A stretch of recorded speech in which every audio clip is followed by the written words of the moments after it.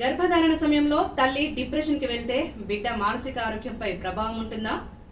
గర్భధారణ సమయంలో తల్లి డిప్రెషన్ అధిక ఒత్తిడికి గురైతే అది బిడ్డపై కూడా ప్రభావం చూపుతుంది. పరిశోధనల ప్రకారం తల్లి స్ట్రెస్ లో ఉన్నప్పుడు శరీరంలో కార్టిసాల్ అనే హార్మోన్ ఎక్కువగా విడుదలవుతుంది. ఈ హార్మోన్ ప్లాజెంటా అంటే మాయ ద్వారా బిడ్డకు చేరి శిశువు మెదడు అభివృద్ధిని ప్రభావితం చేసే అవకాశం ఉంటుంది. మరి దీనివల్ల బిడ్డలో మెదడు అభివృద్ధిని నెమ్మదించవచ్చు.